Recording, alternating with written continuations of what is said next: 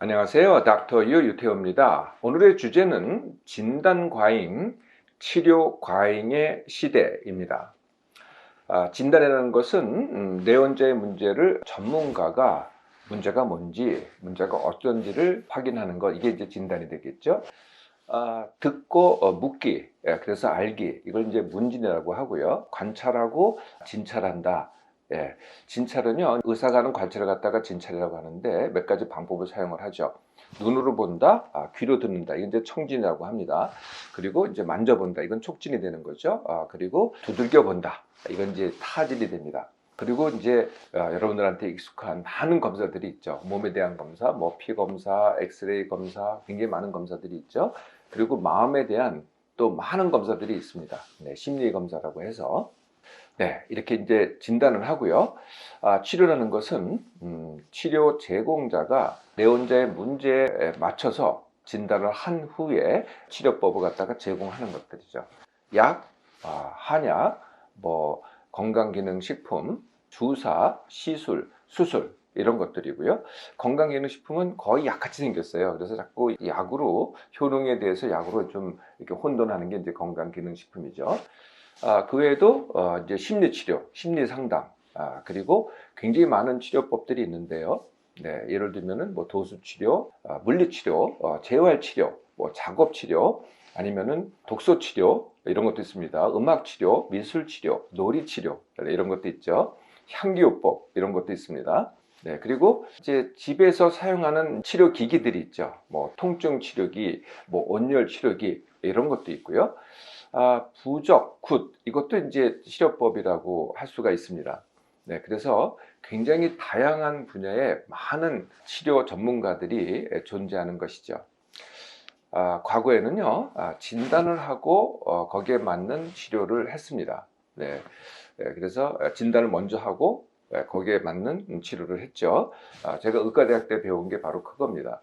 물론 병에 대해서 병은 무엇이고 치료법은 무엇인가, 이것도 배웠는데요. 그 전에 진단학이라는 걸 배웁니다. 이 내원자의 문제가 뭐냐, 이걸 알아내는 게 이제 진단학이 되겠죠. 지금도 물론 이제 그게 상당수이긴 합니다만은 요즘은 정말 많이 바뀌었습니다. 어떻게 바뀌었냐면은 치료를 하기 위해서 진단을 붙입니다. 그러니까 치료를 염두에 두고 진단을 붙인다는 거죠. 어떻게 그러냐? 굉장히 많은 경우가 있는데 그 첫 번째 경우가 이런 겁니다. 심각한 문제를 갖다가 언급하거나 암시를 합니다. 소위 혹시 경험해 보셨는지 모르겠지만 이제 겁주기라는 것을 하는 거죠. 그래서 이제 한 예를 들어서 이런 겁니다. 목이 이제 아파서 갔어요. 그러면은 목 디스크 끼가 있습니다. 목 디스크 끼. 이게 목 디스크 하면은 심각하잖아요. 이렇게 언급을 합니다. 그러면은 검사도 할 수 있죠. 도수 치료도 할 수 있죠. 아니면은 약도 줄 수 있습니다. 그러니까 치료를 하기 위해서 진단을 붙이는 거죠. 이런 말도 있을 것 같아요. 검사를 해봐야 합니다. 이것도 또 이제 말하는 분의 입장에서는 당연한 말이지만 듣는 사람 입장에서는 이거 뭔가 심각한 거 아니야? 이렇게 느껴지는 거죠. 이런 말을 공공연히 하는 분도 있습니다. 방치를 하면은 큰일 난다. 이런 말도 아마 종종 들어보실 겁니다. 두 번째 경우는요, 내원자의 진짜 문제보다는 치료자가 하는 치료법에 맞는 진단을 합니다. 예를 들면은 이런 겁니다. 사실은 몸의 병이 아니고 몸마음의 반응입니다. 그런데 기능장애거든요. 그런데 몸의 병이라고 하는 것이죠. 대표적인 예가 이런 겁니다. 기능성 위장장애, 그러니까 위장의 기능장애입니다. 그런데 위염이라고 진단을 하는 거거든요. 또 이런 경험도 해보셨는지 모르겠는데 어깨가 아파서 치료 전문가를 찾아갑니다. 그러면은 치료 전문가마다 진단이 다릅니다. 어떤 분은 오십견, 어떤 분은 석회화 근염, 어떤 분은 회전근개 충돌 증후군. 왜 이렇게 진단이 다를까요? 그분들이 하는 치료법이 각각 다르기 때문에 그렇습니다. 세 번째는요, 치료법을 갖다가 내가 하고 있는 치료법을 내원자의 문제에 확장하는 겁니다. 그러니까 하나 가지고 모든 데 적용하는 거거든요. 마치 만병통치약 같이 뭐 영양치료, 호르몬 치료, 줄기세포 치료가 그렇습니다.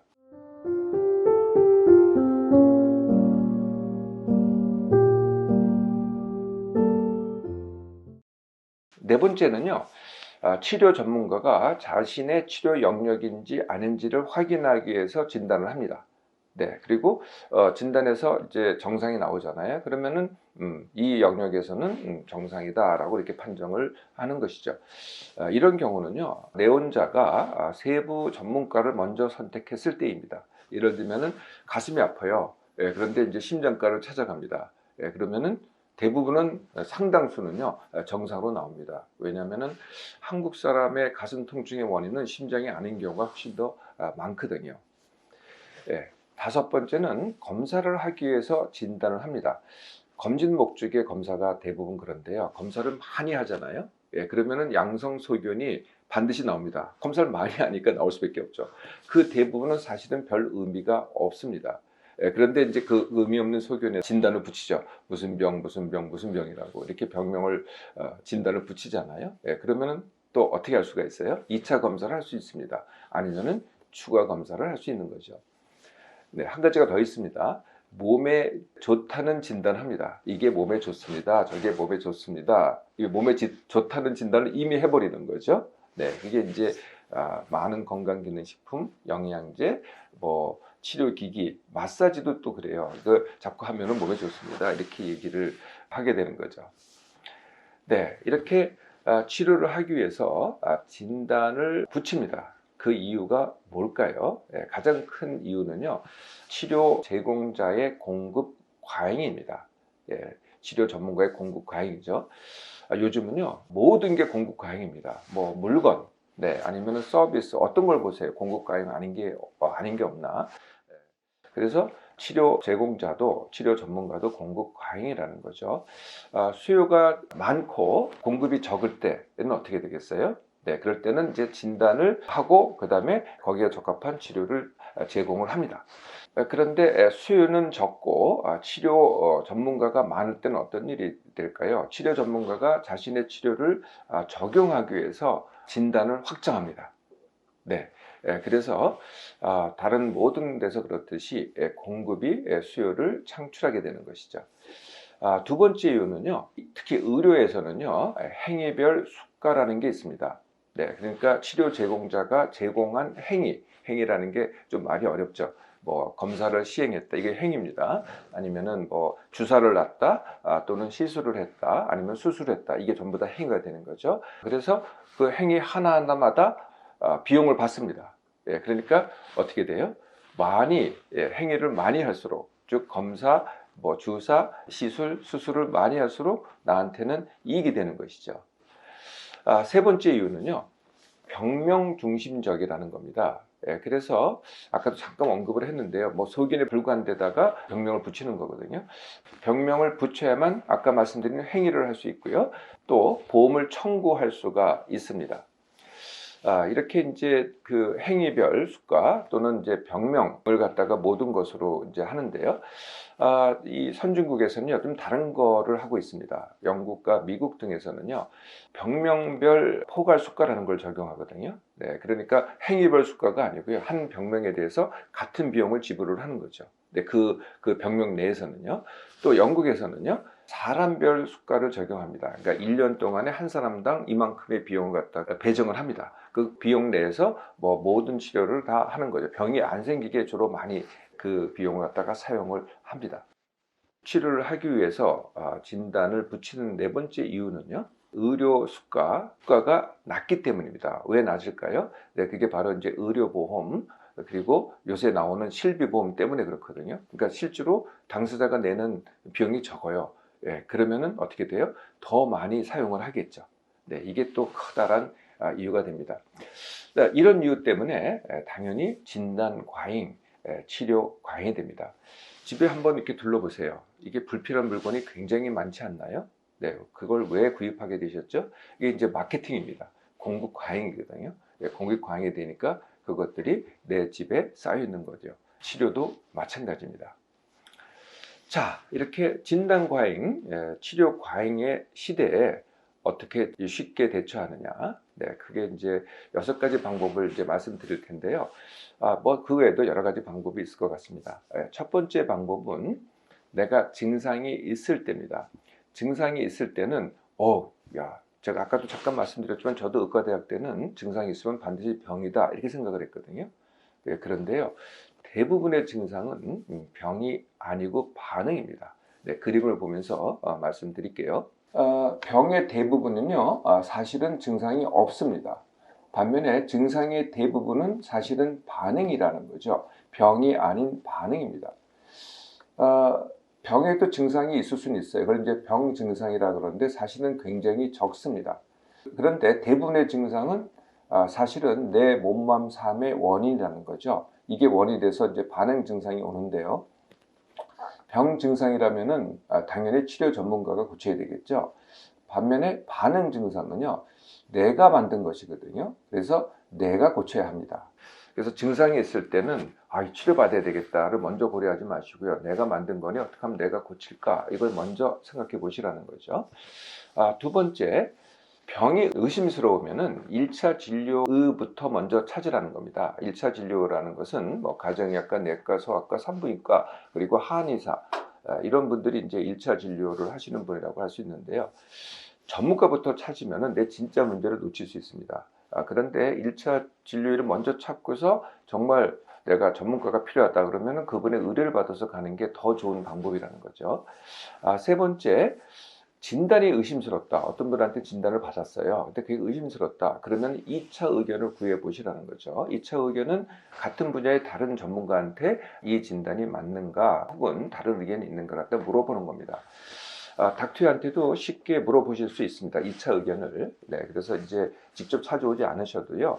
인터넷상에서 문자로 그걸 유답글이라고 합니다. 문자로 물어보시든지 아니면은 전화로 문자를 남겨서 전화로 물어보시든지 하면은 쉽게 제가 2차 의견을 제공해 드립니다. 네 번째, 몸에 좋다, 나쁘다라는 진단보다는 그것이 내가 내 몸에 필요한지 이렇게 질문을 해보시라는 겁니다. 다 뭐가 몸에 좋다, 뭐가 몸에 나쁘다 이렇게 가시잖아요. 네, 이게 이제 건강기능식품, 영양제, 뭐 치료기기가 그렇습니다. 그럴 때 그것을 내가 그걸 구입한다든지 그런 걸 선택할 때 저게 나한테 필요한가 이렇게 물어보시라는 거예요. 다 좋다 이렇게 가지 마시고요.